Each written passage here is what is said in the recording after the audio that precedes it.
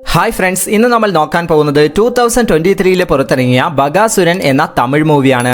സിനിമയുടെ സ്റ്റാർട്ടിംഗ് സീനിൽ തന്നെ ഒരു പ്രിൻസിപ്പൾ തന്റെ ഒരു സ്റ്റുഡന്റിനെയും കൂട്ടിയിട്ട് കാടിനുള്ളിലുള്ള ഒരു സ്ഥലത്തേക്ക് ചെല്ലുന്നു. എന്നിട്ട് അവിടെ വെച്ച് അവളെ ഫോഴ്സ് ചെയ്ത് അവളെ പീഡിപ്പിക്കാനൊക്കെ ഇയാൾ ശ്രമിക്കുന്നുണ്ട്. പക്ഷെ കറക്റ്റ് സമയത്ത് അവിടേക്ക് ഭീമറാസ് എന്ന് പറഞ്ഞ ഒരു വ്യക്തി അങ്ങോട്ട് വന്നിട്ട് ആ പെൺകുട്ടിയോട് നീ ഇവിടെ നിന്ന് രക്ഷപ്പെട്ടോളൂ എന്ന് പറഞ്ഞിട്ട് ഇയാള് ആ പ്രിൻസിപ്പളിനെ വളരെ ക്രൂരമായ രീതിയിൽ തന്നെ കൊല ചെയ്യുകയാണ്. ഈ ഭീമറാസ് ആരാണെന്ന് വെച്ചിട്ടുണ്ടെങ്കിൽ ഇയാൾ വളരെ തീവ്രമായിട്ടുള്ള ഒരു ശിവഭക്തനാണ്.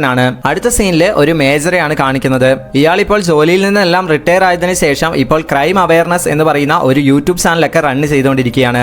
അതുപോലെ തന്നെ ഇപ്പോൾ ഒരു കൊലക്കേസ് സോൾവ് ചെയ്യാൻ വേണ്ടിയിട്ട് പോലീസിനെ ഹെൽപ്പും ചെയ്യുന്നുണ്ട്. ഒരു വൈഫിനെ ഹസ്ബൻഡ് കൊന്ന ഒരു കേസാണ്. അതും ഗണ്ണ് ഓൺലൈനായിട്ട് ഓർഡർ ചെയ്തിട്ട് അങ്ങനെ മേടിച്ചിട്ടാണ് അയാൾ വൈഫിനെ കൊന്നിട്ടുള്ളത്. പോലീസിന് നന്നായിട്ട് അറിയാം ഹസ്ബൻഡ് തന്നെയാണ് ഈ കൊല ചെയ്തിട്ടുള്ളതെന്ന്. പക്ഷേ ഈ ഹസ്ബൻഡ് ആണെങ്കിൽ ലോയർ ആയതുകൊണ്ട് തന്നെ അയാളെ അടിച്ച് അങ്ങനെ ചോദ്യം ചെയ്യാനൊന്നും പറ്റാത്തൊരവസ്ഥയാണ്. വൈഫിന്റെ തലക്കിട്ടാണ് വെടിവെച്ചിരിക്കുന്നത്. തലയ്ക്ക് വെടിവെച്ചിട്ട് ബുള്ളറ്റ് പുറത്തു വന്നിട്ടുണ്ടായിരുന്നു. അപ്പോൾ ഈ ബുള്ളറ്റ് കിട്ടിയിട്ടുണ്ടായിരുന്നില്ല. ഈ ബുള്ളറ്റ് കിട്ടിക്കഴിഞ്ഞാൽ ശരിക്കും അയാളുടെ കാര്യം തീരുമാനമായേനെ. അങ്ങനെ ഇപ്പോൾ അവരവിടെ മുഴുവൻ അന്വേഷിച്ച് ഒരു വിധത്തിൽ ആ ഒരു ബുള്ളറ്റ് ഒക്കെ കണ്ടുപിടിച്ച് അങ്ങനെ ഇപ്പോൾ അയാൾക്ക് തക്കതായ ശിക്ഷ ലഭിക്കുകയാണ്. ഇപ്പോൾ നമ്മളുടെ ഹീറോ ആയിട്ടുള്ള ഭീമരസ് നിൽക്കുന്ന അമ്പലത്തിലേക്ക് ഒരു ലേഡിയും മകളും വന്നിട്ട് അവിടെയുള്ള മറ്റു പൂജാരിയെയൊക്കെ ഒരു വിരുന്നിന് വേണ്ടിയിട്ട് വീട്ടിലേക്ക് വിളിക്കുന്നു. അപ്പോൾ ഭീമരസ് അവരുടെ അടുത്ത് ചെന്നിട്ട് എന്നെയും കൂടി വിളിക്കുന്നില്ലേ എന്ന് ചോദിച്ചപ്പോൾ അവര് അതിനെന്താണ്, നിങ്ങൾ കൂടി വരൂ, അത് ഞങ്ങൾക്കൊരു പുണ്യമാണ് എന്നൊക്കെ പറഞ്ഞിട്ട് നമ്മളുടെ ഹീറോയെയും ഇൻവൈറ്റ് ചെയ്യുകയാണ്. അവിടെ വെച്ച് കേട്ടാൽ ഇപ്പോൾ നമ്മളുടെ മേജർ കാണിക്കുന്നു. അയാൾ യൂട്യൂബിൽ വീഡിയോ ഇടാൻ വേണ്ടിയിട്ട് ഈ ക്രൈം സീനിനെ പറ്റിയൊക്കെ ഇങ്ങനെ എക്സ്പ്ലെയിൻ ചെയ്തുകൊണ്ടിരിക്കുന്ന സമയത്താണ് കറക്റ്റ്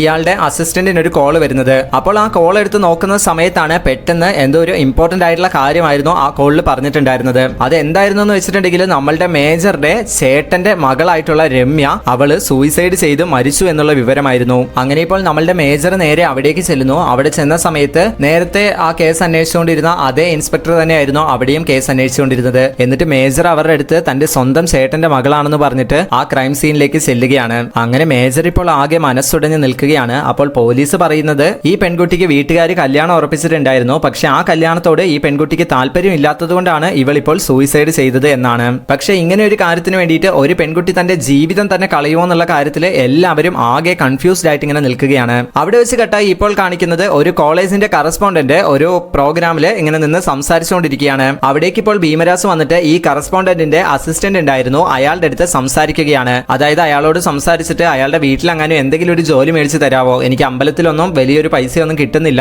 ഇപ്പോൾ ഞാൻ എന്തെങ്കിലും ഒരു ജോലിക്ക് പോയില്ലേ ശരിയാവില്ല എന്നൊക്കെ പറഞ്ഞിട്ട് അയാൾ ഈ അസിസ്റ്റന്റിന്റെ അടുത്ത് സംസാരിക്കുകയാണ്. അപ്പോൾ അയാൾ പറയുന്നുണ്ട് ഓക്കെ ശരി, നീ എന്തായാലും ഈ ആഴ്ച വീട്ടിലോട്ട് വാ, നമുക്ക് ഇതിനെപ്പറ്റി സംസാരിക്കാമെന്ന്. അടുത്ത സീനിൽ കാണിക്കുന്നത് ആ മരിച്ച പെൺകുട്ടിയിലെ രമ്യ, അവളുടെ അച്ഛൻ ഇപ്പോൾ നമ്മളുടെ മേജറെ കാണാൻ വേണ്ടി വരുന്നതാണ്. എന്നിട്ട് അവന്റെ അടുത്ത് കുറെ വിഷമത്തോടു കൂടി ഇങ്ങനെ പറയുന്നു, അതായത് നമ്മൾ കഷ്ടപ്പെട്ട് ഇത്രയും വളർത്തിയിട്ട് ഈ പെൺകുട്ടി ലാസ്റ്റ് പോയിട്ട് ഇങ്ങനെ ചെയ്തല്ലോ എന്നൊക്കെ പറഞ്ഞിട്ട് അയാൾ ഭയങ്കര കരച്ചിലാണ്. ആ സമയത്ത് മേജർ അയാളെ കുറെ ആശ്വസിപ്പിക്കാനൊക്കെ ശ്രമിക്കുന്നുണ്ട്. അങ്ങനെയൊക്കെ അതും ഇതൊക്കെ പറഞ്ഞ് ഒരു വിധത്തിൽ ആശ്വസിപ്പിക്കുന്നു. അപ്പോൾ അയാൾ രമ്യയുടെ ഫോൺ നമ്മളുടെ മേജറുടെ അടുത്ത് കൊടുത്തിട്ട് പറയുന്നു, ഈ ഫോണ് ജസ്റ്റ് ഒന്ന് നന്നാക്കി എടുക്ക്, ഇത് അവളുടെ ഫോണായിരുന്നു, ഇതൊന്ന് റെഡിയാക്കി എടുത്തു കഴിഞ്ഞാൽ പിന്നെ അവളുടെ അനിയത്തിക്ക് ഇനി യൂസ് ചെയ്യാലോ എന്നൊക്കെ പറയുന്നു. അപ്പോൾ മേജറും ഓക്കെ ശരി ഞാൻ എന്തായാലും നോക്കിയിട്ട് ചെയ്യാന്ന് പറഞ്ഞിട്ട് അയാളെ പറഞ്ഞു വിടുകയാണ്. അങ്ങനെ ഇപ്പോൾ അതിനുശേഷം ഈ ഫോൺ റെഡിയാക്കാൻ വേണ്ടിയിട്ട് നമ്മളുടെ മേജർ അസിസ്റ്റന്റിന്റെ അടുത്ത് കൊടുക്കുമ്പോൾ അയാൾ അത് നോക്കിയിട്ട് ഇത് വലിയ പ്രശ്നമൊന്നും ഇല്ല എന്നൊക്കെ പറഞ്ഞിട്ട് റെഡിയാക്കി കൊടുക്കുന്നു. അങ്ങനെ മേജർ ഇപ്പോൾ ആ ഫോണിലെ വാട്സപ്പിലുള്ള ഡാറ്റാസും കാര്യങ്ങളും ഒക്കെ ചെക്ക് ചെയ്യുകയാണ്. അപ്പോഴാണ് വളരെ സസ്പീഷ്യസ് ആയിട്ടുള്ള ഒരു വോയിസ് മെസ്സേജ് ഇയാൾ ശ്രദ്ധിക്കുന്നത്.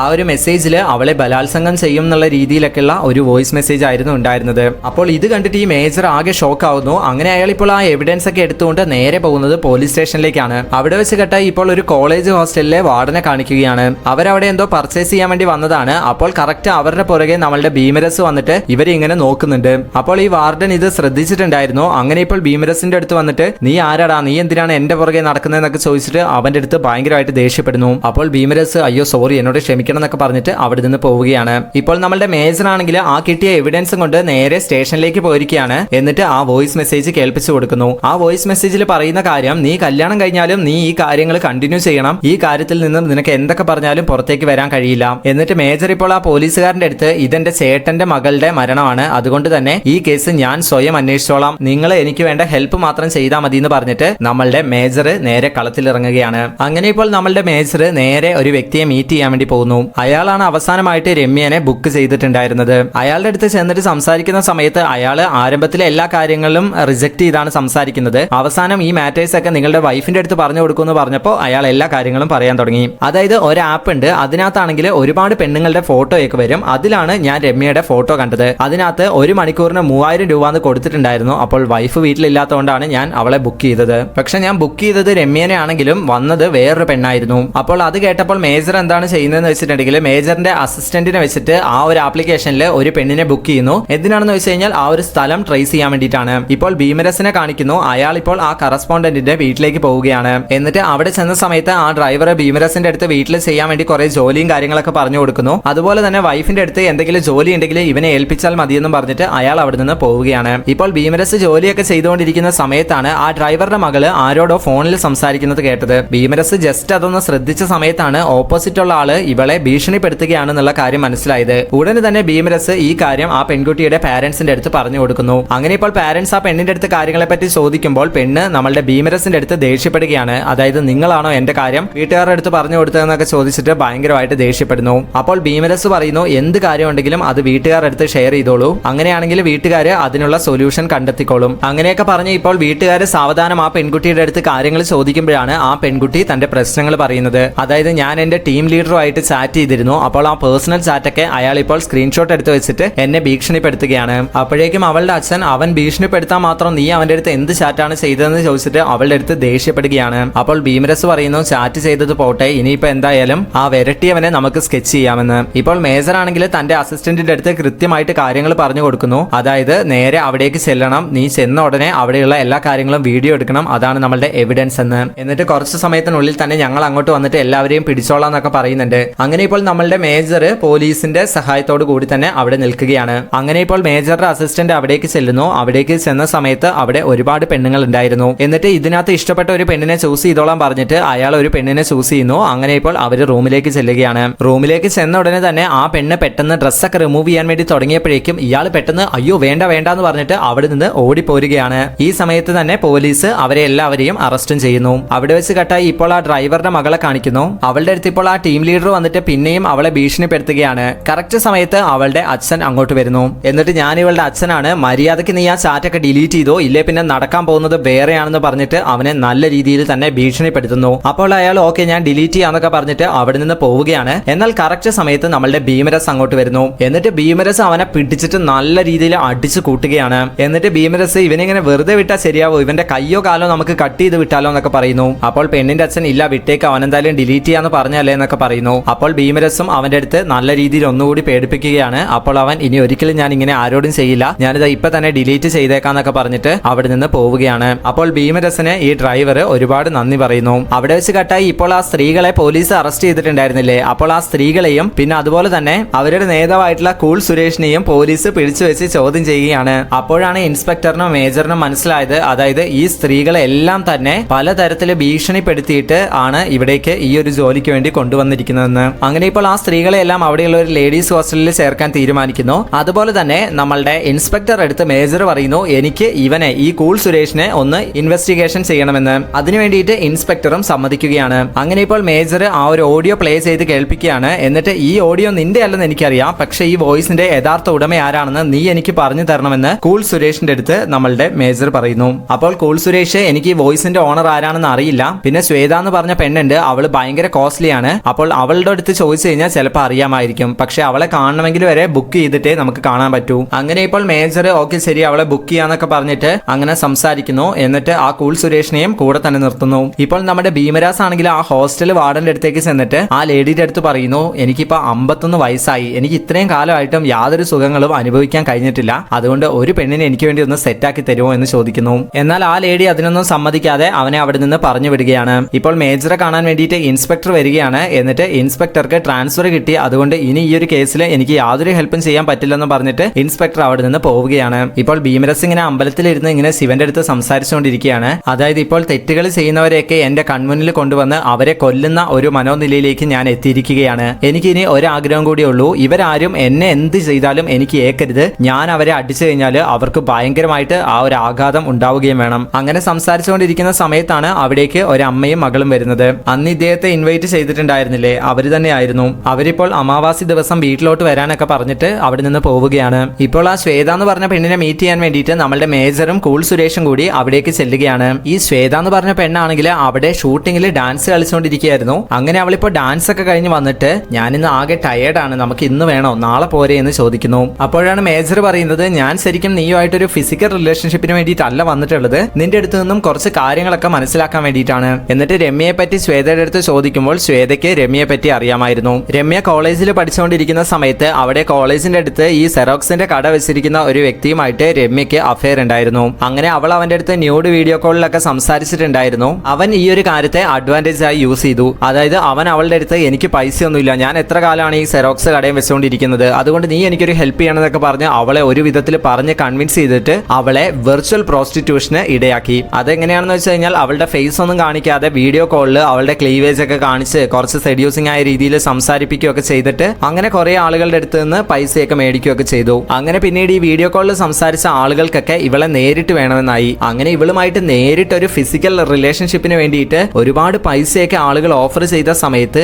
ഇവൻ സ്വന്തം പ്രണയിനിയാണെന്ന് പോലും നോക്കാതെ അവളെ അതിനൊക്കെ ഫോഴ്സ് ചെയ്യുകയായിരുന്നു. അങ്ങനെ ഇരിക്കെയാണ് അതിൽ വന്ന ഒരുത്തൻ ഇവളുടെ വീഡിയോ എടുത്തു വെച്ചിട്ട് ഇവളെ ഭീഷണിപ്പെടുത്താൻ തുടങ്ങിയത്. അതുപോലെ തന്നെ ഒരുത്തനാണെങ്കിൽ ഇവൾക്കിനി ഇതിൽ നിന്നും പുറത്തു പോകാൻ പറ്റില്ല എന്നും പറഞ്ഞ് അവളെ ഭീഷണിപ്പെടുത്തുകയായിരുന്നു. അപ്പോൾ ആ ഒരു വോയിസ് ആയിരുന്നു നമ്മളുടെ മേജറുടെ അടുത്ത് ഉണ്ടായിരുന്നത്. ആ ഒരു വോയിസ് ശ്വേതനെ കേൾപ്പിച്ച സമയത്താണ് അത് കുരുവിള എന്ന് പറഞ്ഞ ഒരു വ്യക്തിയുടേതാണെന്ന് മനസ്സിലായത്. പക്ഷെ ഈ കുരുവിളയെ ശരിക്കും ശ്വേതയും നേരിട്ട് കണ്ടിട്ടില്ല. പക്ഷെ അവൾക്ക് വോയിസ് കേട്ടപ്പോൾ മനസ്സിലായി. അവിടെ വെച്ച് കട്ടായി ഇപ്പോൾ ആ അമ്മയും മകളും ഇൻവൈറ്റ് ചെയ്തു എന്ന് പറഞ്ഞിട്ട് നമ്മളുടെ ഭീമരസ് അവരുടെ വീട്ടിൽ പോയി ഭക്ഷണം കഴിച്ചുകൊണ്ടിരിക്കുകയാണ്. അപ്പോൾ അവരുടെ ഹസ്ബൻഡ് ഒരു സെക്യൂരിറ്റി ആയിരുന്നു. അയാൾ ഇപ്പൊ വന്നിരുന്നിട്ട് കണ്ടവന്മാരെയൊക്കെ വിളിച്ചു വരുത്തിയിട്ട് ഇവിടെ വെച്ച് ഭക്ഷണം കൊടുക്കുന്നതാണോ നിന്റെ ജോലി എന്നൊക്കെ ചോദിച്ച് ഭാര്യന്റെ അടുത്ത് ദേഷ്യപ്പെടുന്നു. അപ്പോൾ ഭാര്യ, നിങ്ങൾ ചെയ്ത പാപം തീർക്കാൻ ഇങ്ങനെയൊക്കെ ചെയ്യണം എന്നൊക്കെ അയാളുടെ അടുത്ത് പറയുന്നുണ്ട്. എന്നിട്ട് അയാൾ ഇപ്പോൾ നമ്മളുടെ ഭീമരസിന്റെ അടുത്ത് നിന്റെ വീട് എവിടെയാണെന്നൊക്കെ പറഞ്ഞിട്ട് എല്ലാ ഡീറ്റെയിൽസും ചോദിക്കുകയാണ്. അപ്പോൾ ഭീമരസ് പറഞ്ഞ ഡീറ്റെയിൽസ് ഒക്കെ കേട്ടിട്ട് ഇയാൾ കുറച്ചൊന്ന് ഞെട്ടുന്നുണ്ട്. എന്നിട്ട് ഇപ്പോൾ ഭീമരസ് ഭക്ഷണമൊക്കെ കഴിച്ചു കഴിഞ്ഞിട്ട് നേരെ റൂമിൽ കയറി കതക് ലോക്ക് ചെയ്യുന്നു. അപ്പോഴേക്കും ഈ സെക്യൂരിറ്റി പുറത്തു നിന്ന്, അയ്യോ എന്റെ ഭാര്യനെ മകളെ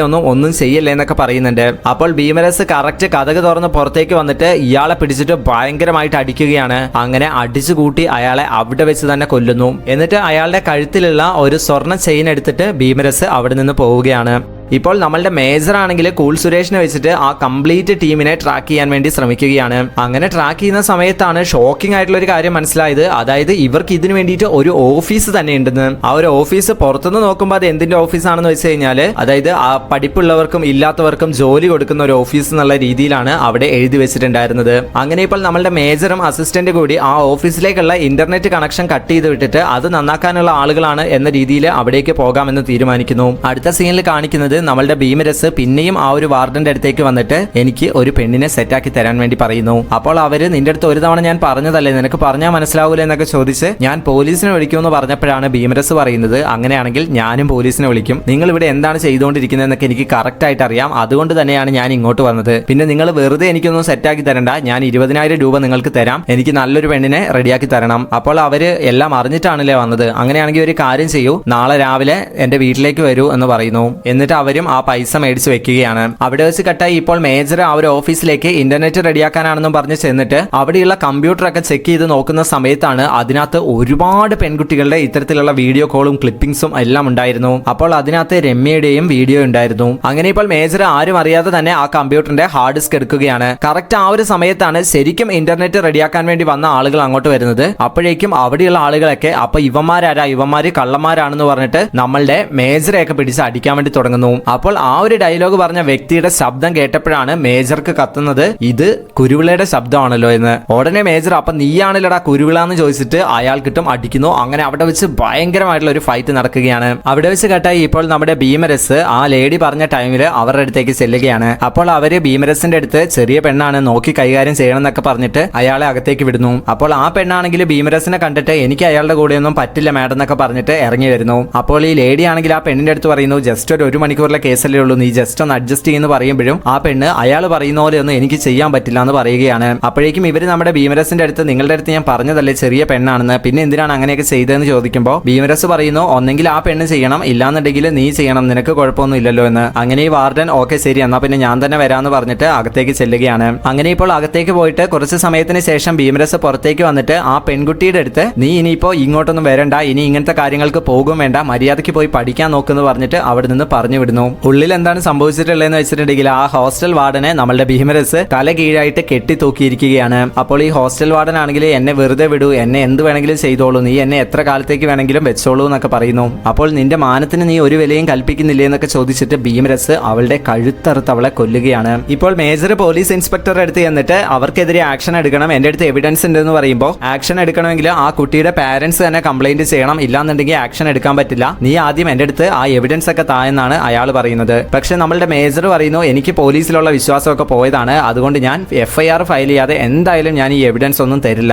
അങ്ങനെ ഇപ്പോൾ മേജർ എങ്ങനെയെങ്കിലും രമ്യയുടെ വീട്ടുകാരോട് ഈ കാര്യം പറഞ്ഞിട്ട് അവരെ കൊണ്ട് ഈ ഒരു കേസ് കൊടുപ്പിക്കാലോ എന്ന് വിചാരിച്ചിട്ട് അവരുടെ അടുത്ത് ചെന്നിട്ട് അവരോട് നിങ്ങളുടെ മനസ്സിനെ കുറച്ച് സ്ട്രോങ് ആക്കിയിട്ട് ഈ വീഡിയോ കാണുമെന്ന് പറഞ്ഞിട്ട് അവൻ വീഡിയോ ഒക്കെ കാണിച്ചു കൊടുക്കുന്നു. പക്ഷെ അതൊക്കെ കണ്ട സമയത്ത് അവര് ആകെ തകർന്നു പോവുകയാണ്. എന്നിട്ട് അവര് പറയുന്നു ഈ ഒരു കാരണം കൊണ്ടാണ് എന്റെ മകൾ ആത്മഹത്യ ചെയ്തതെന്നുള്ളത് പുറത്തറിഞ്ഞു കഴിഞ്ഞാൽ എന്റെ മകളെ എല്ലാവരും കുറ്റക്കാരിയായിട്ട് കാണും, അത് മാത്രമല്ല ഇപ്പോൾ അവൾക്ക് താഴെ എന്തായാലും ഒരു കുട്ടിയും കൂടി ഉള്ളതല്ലേ, അതുകൊണ്ട് അതൊക്കെ പ്രശ്നമാകും എന്നൊക്കെ പറയുന്നു. അവിടെ വെച്ച് കേട്ടായി ഇപ്പോൾ ഭീമരസിന്റെ അടുത്ത് ആ ഡ്രൈവർ മുതലാളിയുടെ വീട്ടിൽ പണിയെടുക്കാൻ വേണ്ടിയിട്ട് ഒരാളെ വേണമെന്ന് പറഞ്ഞിട്ടുണ്ട്, നീ അങ്ങോട്ട് പോയിക്കോളൂ എന്ന് പറയുന്നു. അപ്പോൾ ഭീമരസ് ഒരുപാട് നന്ദി എന്നൊക്കെ പറയുകയാണ്. ഇപ്പോൾ നമ്മുടെ മേജർ ആണെങ്കിൽ എങ്ങനെ ഇപ്പോൾ ഇവർക്കൊക്കെ കൃത്യമായിട്ടുള്ള ഒരു ശിക്ഷ മേടിച്ച് കൊടുക്കും എന്നൊക്കെ ഇങ്ങനെ അസിസ്റ്റന്റിന്റെ കൂടെ ആലോചിക്കുന്നു. എന്നിട്ട് മേജർ അസിസ്റ്റന്റിന്റെ അടുത്ത് പറയുന്നു എന്തായാലും ഇങ്ങനെ ഒരു പ്രശ്നത്തിൽപ്പെട്ട് മരിച്ച ഒരു പെണ്ണിന്റെ അച്ഛൻ തീർച്ചയായിട്ടും കുറ്റവാളികൾക്ക് ശിക്ഷ മേടിച്ച് കൊടുക്കണം എന്ന് പറഞ്ഞ് ആഗ്രഹിക്കുന്നുണ്ടാവും. സോ അങ്ങനെ ഒരാളെ തേടി ഞാൻ പോകാൻ പോവുകയാണ്. ഇപ്പോൾ ഭീമരസ് ആണെങ്കിൽ ആ ഒരു ജോലിക്ക് വേണ്ടിയിട്ട് കറസ്പോണ്ടന്റിന്റെ വീട്ടിലേക്ക് വന്നിരിക്കുകയാണ്. ഇപ്പോൾ ഭീമരസിനെ പറ്റി കൂടുതൽ അറിയാൻ വേണ്ടിയിട്ട് നമ്മളുടെ മേജർ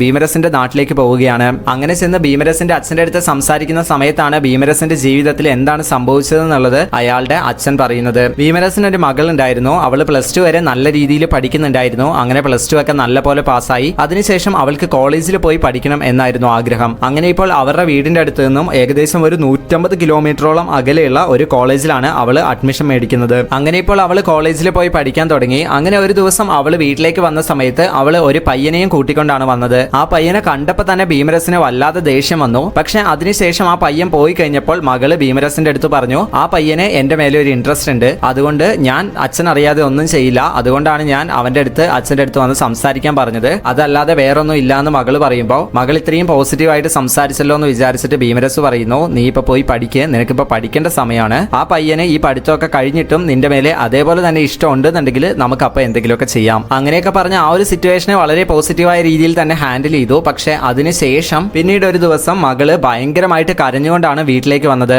അന്ന് എന്താണ് സംഭവം എന്ന് ചോദിക്കുന്ന സമയത്ത് അവള് കരഞ്ഞുകൊണ്ട് അച്ഛാ ഞാൻ തെറ്റ് ചെയ്തു എന്ന് അവള് പറഞ്ഞു. അപ്പോൾ ഭീമരസ് ആണെങ്കിൽ മകളെ നല്ല പോലെ സമാധാനപ്പെടുത്തിയിട്ട് നീ എന്താണ് സംഭവിച്ചത് എന്ന് പറയാൻ പറയുന്നു. അപ്പോൾ അവള് പറയുകയാണ് ആ പയ്യൻ ഒരു ദിവസം ഇവളുടെ ഹോസ്റ്റൽ വാർഡിന് പൈസ കൊടുത്തിട്ട് ഇവളുടെ അടുത്ത് വന്നു. എന്നിട്ട് ഇവളുടെ അടുത്ത് നമ്മൾ പ്രണയിക്കാൻ തുടങ്ങിയിട്ട് കുറെ ആയില്ലേ, പക്ഷെ ഇതുവരെ നീ എനിക്കൊന്നും തന്നില്ല എന്ന് പറഞ്ഞിട്ട് അവളെ അവൻ കിസ് ചെയ്തു. അപ്പോൾ ഈ ഒരു സംഭവം അവിടെയുള്ള സെക്യൂരിറ്റി വീഡിയോ എടുത്തു വെച്ചിട്ടുണ്ടായിരുന്നു. അതിനുശേഷം ഈ സെക്യൂരിറ്റി ഈ പെണ്ണിനെ തനിച്ച് വിളിച്ചിട്ട് അവിടെയുള്ള റൂം ലോക്ക് ചെയ്തിട്ട് നീ മര്യാദയ്ക്ക് നിന്റെ കഴുത്തിലുള്ള ആ ചെയിൻ എനിക്ക് തന്നില്ല എന്നുണ്ടെങ്കിൽ നിന്റെ ഈ വീഡിയോ ഞാൻ ലീക്ക് ചെയ്യുന്നൊക്കെ പറഞ്ഞ് ഭീഷണിപ്പെടുത്തുന്നു. അങ്ങനെ അവൾക്ക് ആ ചെയിൻ കൊടുക്കേണ്ടി വരികയാണ്. അങ്ങനെ ഇപ്പോൾ പ്രശ്നം അതോടുകൂടി കഴിഞ്ഞു എന്ന് വിചാരിച്ചു കഴിഞ്ഞാൽ ഒരു ദിവസം അവളെ ആ ഹോസ്റ്റലിന്റെ വാർഡൻ വിളിച്ചിട്ട് നിന്റെ വീഡിയോ ഒക്കെ ഞങ്ങളുടെ അടുത്ത് കിട്ടിയെന്ന് പറഞ്ഞിട്ട് അവളെ ഭീഷണിപ്പെടുത്തുന്ന രീതിയിൽ സംസാരിക്കുന്നു. അതുപോലെ തന്നെ ആ കോളേജിന്റെ പ്രിൻസിപ്പളും അങ്ങോട്ട് വരുന്നുണ്ട്. അങ്ങനെ ഇവര് രണ്ടുപേരും കൂടി അവളുടെ അടുത്ത് പറയുന്നു നിനക്ക് ഒരു മണിക്കൂറിന് 3000 രൂപ വെച്ച് കിട്ടും, നിനക്ക് നല്ലപോലെ പൈസ സമ്പാദിക്കാം, ഒരു ലക്ഷറി ലൈഫ് തന്നെ നിനക്ക് ജീവിക്കാം, അപ്പോൾ ഞങ്ങൾ പറയുന്ന പോലെ നീ ചെയ്താൽ മതി, പക്ഷെ അതല്ലാന്നുണ്ടെങ്കിൽ നിന്റെ ഈ വീഡിയോ ഞങ്ങൾ ലീക്ക് ചെയ്തു വിടും. അപ്പോൾ ഈ ഒരു സംഭവത്തിന് ശേഷമാണ് ഭീമരസിന്റെ മകള് ആകെ പേടിച്ച് ഭയന്ന് ഇപ്പോൾ വീട്ടിലേക്ക് വന്നിരിക്കുന്നത്. അപ്പോൾ ഇതെല്ലാം കേട്ടിട്ട് ഭീമരസ് ഭയങ്കരമായിട്ടുള്ള വിഷമത്തിൽ നിൽക്കുകയാണ്. അതുപോലെ തന്നെ മകളും ഭയങ്കര വിഷമത്തിലാണ്. അങ്ങനെ അടുത്ത ദിവസം ആയപ്പോഴേക്കും മകള് ആത്മഹത്യ ചെയ്യുന്നു. അങ്ങനെ ഭീമരസ് ആകെ മനസ്സ് തകർന്ന് ഈ ഒരു കാര്യങ്ങളൊക്കെ പോലീസ് സ്റ്റേഷനിൽ ചെന്ന് പറഞ്ഞു. പക്ഷേ പോലീസുകാര് വലിയ രീതിയിലുള്ള ആക്ഷൻ ഒന്നും എടുക്കാൻ തയ്യാറായിട്ടുണ്ടായിരുന്നില്ല.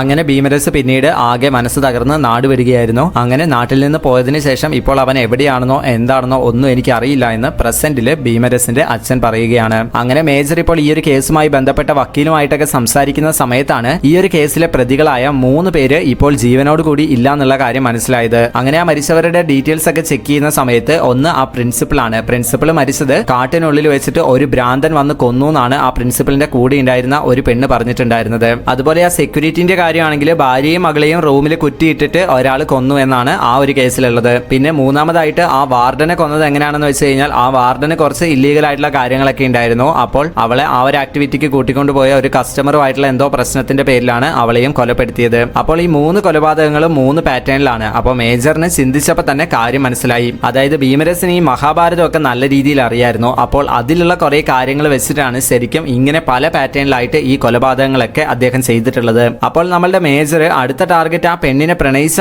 ആ പയ്യനായിരിക്കും എന്ന് വിചാരിച്ചിട്ട് നേരെ ആ പയ്യന്റെ അടുത്ത് ചെന്ന് അന്വേഷിക്കുമ്പോഴാണ് അവൻ മറ്റൊരു കാര്യം പറയുന്നത്. അതായത് ഇവൾ ഒരു ദിവസം എക്സാമിന് ഹാൾ ടിക്കറ്റ് മേടിക്കാൻ വേണ്ടിയിട്ട് ഇവളുടെ അച്ഛന്റെ കൂടെ പോയ സമയത്ത് ഇവളൊരു ലോങ് ലീവ് എടുത്തിട്ടുണ്ടായിരുന്നു. അതുകൊണ്ട് കറസ്പോണ്ടന്റിന്റെ അടുത്ത് നിന്ന് ലെറ്റർ കിട്ടിയെങ്കിൽ മാത്രമേ ഇവൾക്ക് എക്സാം എഴുതാൻ കഴിയൂ എന്ന് പറഞ്ഞിട്ടുണ്ടായിരുന്നു. അങ്ങനെ ഇവള് അച്ഛനെ അവിടെ നിർത്തിയിട്ട് പോയിട്ട് കറസ്പോണ്ടന്റിനെ കാണുകയാണ്. അപ്പോൾ ഇയാളാണെങ്കിൽ ഓൾറെഡി ഇവളുടെ ആ വീഡിയോ ഒക്കെ കണ്ടിട്ടുണ്ടായിരുന്നു. അപ്പോൾ കറസ്പോണ്ടന്റ് അവളുടെ അടുത്ത് പറയുന്നു, നീ മര്യാദയ്ക്ക് ഞാനുമായിട്ട് അഡ്ജസ്റ്റ് ചെയ്ത് നിന്നോ, ഇല്ലാന്നുണ്ടെങ്കിൽ നിന്റെ ആ വീഡിയോ ഞാൻ വൈറലാക്കും. അപ്പോൾ അവള്, നിങ്ങൾ എനിക്ക് ഹാൾ ടിക്കറ്റ് തന്നില്ലെങ്കിലും കുഴപ്പമില്ല, എന്നെ ഇങ്ങനെയൊന്നും ചെയ്യരുത്, നിങ്ങൾ ആ വീഡിയോ വൈറലാക്കല്ലെന്ന് പറയുമ്പോൾ അയാൾ പറയുന്നു, എന്നാ പിന്നെ എല്ലാത്തിനും റെഡി ആയിട്ട് എന്റെ റൂമിലേക്ക് വായെന്ന്. അങ്ങനെ അയാൾ ഇപ്പോൾ ആ റൂമിലേക്ക് പോവുകയാണ്. അങ്ങനെ അവൾക്കും വേറെ വഴിയില്ലാതെ അവൾ ആ റൂമിലേക്ക് പോവുകയാണ്. അങ്ങനെ ഇപ്പോൾ അവൾക്ക് വേറെ വഴിയില്ലാതെ ആ കറസ്പോണ്ടന്റുമായിട്ട് അത്തരത്തിൽ ഒരു ഫിസിക്കൽ റിലേഷൻഷിപ്പിൽ ഏർപ്പെടേണ്ടി വന്നു. എന്നിട്ട് അതിനുശേഷം ഈ കറസ്പോണ്ടന്റ് അവളുടെ അടുത്ത് പറയുന്നുണ്ട്, ഇതേപോലെ നീ എല്ലാവരുമായിട്ട് മര്യാദയ്ക്ക് അഡ്ജസ്റ്റ് ചെയ്ത് നിന്നോ, അങ്ങനെയാണെങ്കിൽ നിന്നെ വലിയ ലെവലിലേക്ക് ഞങ്ങൾ കൊണ്ടുപോകാം. ഇതെല്ലാം ആ പെണ്ണ് വീഡിയോ എടുത്തു വെച്ചിട്ടുണ്ടായിരുന്നു. എന്നിട്ട് അവൾ ആ വീഡിയോ അവളുടെ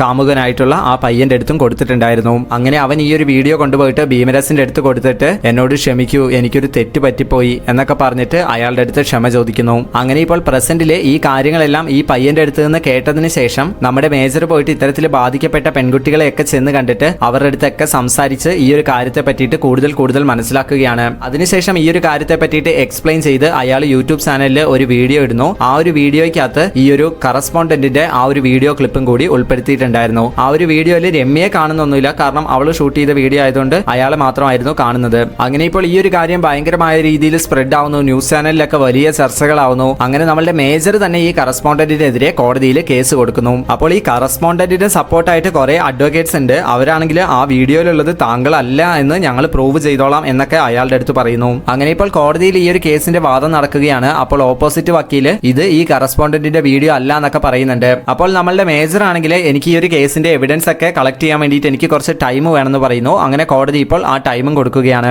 അവിടെ വെച്ച് കെട്ടായി അടുത്ത സീനിൽ കാണിക്കുന്നത് ഇപ്പോൾ കറസ്പോണ്ടന്റിന്റെ വീട്ടിലുള്ള ആ വേലക്കാരനാണെങ്കിൽ നമ്മളുടെ ഭീമരസിന്റെ അടുത്ത് പറയുന്നു, മുതലാളി ഇനി നാട്ടിലേക്ക് പോവുകയാണ്, സോ നമുക്കിവിടെ കുറെ പണിയുണ്ട് എന്നൊക്കെ പറയുന്നു. അത് കേട്ടപ്പോഴാണ്, അയ്യോ അയാൾ പോയി കഴിഞ്ഞാൽ പിന്നെ കാര്യങ്ങളൊന്നും നടക്കില്ലല്ലോ, അപ്പൊ പെട്ടെന്ന് അയാളെ തീർക്കണം എന്നുള്ള ഒരു തോട്ട് ഭീമരസിന്റെ ഉള്ളിൽ വരുന്നത്. എന്നിട്ട് ഭീമരസ് ഇപ്പോൾ ആ കറസ്പോണ്ടന്റിന്റെ വീടിനകത്തോട്ട് പോകുന്ന സമയത്ത് കൂടെ വർക്ക് ചെയ്യുന്നവരൊക്കെ, നീ എന്തിനാണ് ഇപ്പൊ വീടിനുള്ളിലോട്ട് പോകുന്നതെന്ന് ചോദിക്കുമ്പോൾ, ഞാൻ അയാളെ കൊല്ലാൻ പോവുകയാണെന്ന് തന്നെ ഭീമരസ് പറയുന്നു. അപ്പോഴേക്കും അവരൊക്കെ ഭീമരസിനെ അടിക്കാൻ വേണ്ടി വരുമ്പോൾ, ഞാൻ എന്റെ പക തീർക്കാൻ വേണ്ടിയിട്ടാണ് പോകുന്നത്, നിങ്ങൾ വെറുതെ എന്റെ കയ്യിൽ നിന്ന് അടി മേടിച്ച് ചാവാൻ നിൽക്കണ്ടെന്ന് പറഞ്ഞിട്ട് ഭീമരസ് അകത്തേക്ക് ചെല്ലുന്നു. അങ്ങനെ അകത്ത് ചെന്നിട്ട് ഭീമരസ് അയാളുടെ തോക്കെടുത്ത് അയാളെ തന്നെ വെടിവെച്ച് കൊല്ലുകയാണ്. അതിനുശേഷം ഭീമരസ് തന്റെ നാട്ടിലേക്ക് തന്നെ തിരിച്ചു പോരുകയാണ്. എന്നിട്ട് തിരിച്ചു വന്നിട്ട് അവിടെ മകളുടെ ഫോട്ടോയുടെ മുന്നിൽ തിരി തെളിച്ച് വെച്ചിട്ടുണ്ടായിരുന്നു. സോ അതിന്റെ അവിടെ കൊണ്ടുപോയിട്ട് മകളുടെ ആ ചെയിന്, ആ സെക്യൂരിറ്റിയുടെ കഴുത്തിൽ നിന്നും എടുത്ത മകളുടെ ആ ഒരു ചെയിൻ കൊണ്ടുപോയി അവിടെ വെക്കുന്നു. ഇപ്പോൾ നമ്മുടെ മേജർ ഭീമരസിന്റെ അടുത്തേക്ക് ചെല്ലുന്നു. എന്നിട്ട് ഭീമരസിന്റെ അടുത്ത്, നിങ്ങളെ പറ്റി എല്ലാം എനിക്ക് മനസ്സിലായി എന്ന് പറയുന്നു. ആ സമയത്ത് ഭീമരസ് ഒന്നും അറിയാത്ത ഒരാളെ പോലെ എന്ത് മനസ്സിലായി എന്ന് ചോദിക്കുമ്പോൾ മേജർ പറയുന്നു, നിങ്ങൾ ചെയ്ത കൊലപാതകങ്ങൾക്ക് യാതൊരു എവിഡൻസും ഇല്ല, അതുകൊണ്ട് നിങ്ങൾ സേഫ് ആണെന്ന്. അപ്പോൾ ഭീമരസ് പറയുന്നു, ഞാൻ ചെയ്ത ക്രൈമുകൾക്ക് എന്തായാലും എനിക്ക് ശിക്ഷ ലഭിക്കും. അതിനു മുമ്പ് ഞാൻ നിങ്ങളുടെ അടുത്ത് ഒരു കാര്യം ആവശ്യപ്പെടുകയാണ്. എന്താണെന്ന് വെച്ചിട്ടുണ്ടെങ്കിൽ ഇപ്പോഴത്തെ കുട്ടികൾ എല്ലാവരും മൊബൈൽ ഫോണിലാണ്, സ്മാർട്ട് ഫോൺസിലാണ്. സോ അതിൽ അവർ എന്തൊക്കെയാണ് ചെയ്യുന്നത് എന്നുള്ള കാര്യം പാരന്റ്സിനോട് ഇടയ്ക്കൊന്ന് ശ്രദ്ധിക്കാൻ വേണ്ടി പറയണം. അതിന്റെ ഒരു അവബോധം എല്ലാവർക്കും ഒന്ന് കൊടുക്കണം. കാരണം പല കുട്ടികളും ഇത്തരത്തിൽ പല പ്രശ്നങ്ങളിലും പോയിട്ട് അവരുടെ ജീവൻ വരെ നഷ്ടപ്പെടുന്നുണ്ട്. സോ അങ്ങനെ ഒരു കാര്യം പറഞ്ഞുകൊണ്ട് ഈ ഒരു മൂവി അവസാനിക്കുകയാണ്. സോ ഫ്രണ്ട്സ്, അപ്പോൾ നല്ലൊരു മെസ്സേജ് തരുന്ന ഒരു മൂവി തന്നെ ആയിരുന്നു. അപ്പോൾ ഈ ഒരു മൂവി നിങ്ങൾക്ക് ഇഷ്ടപ്പെട്ടിട്ടുണ്ടെന്ന് വിശ്വസിക്കുന്നു. ഇഷ്ടപ്പെട്ടിട്ടുണ്ടെങ്കിൽ ലൈക്ക് ചെയ്യാനും നിങ്ങളുടെ അഭിപ്രായങ്ങൾ കമന്റ് ചെയ്യാനും ഈ ഒരു വീഡിയോ മാക്സിമം ഫ്രണ്ട്സിലോട്ട് ഷെയർ ചെയ്ത് കൊടുക്കാനും മറക്കരുത്. ഇത്തരത്തിലുള്ള വീഡിയോസ് വീണ്ടും ലഭിക്കാനായിട്ട് നമ്മുടെ ചാനൽ ഇപ്പോൾ തന്നെ സബ്സ്ക്രൈബ് ചെയ്ത് തൊട്ടടുത്തുള്ള ബെല്ലൈക്കൺ കൂടി എനേബിൾ ചെയ്യുക. So thank you for watching.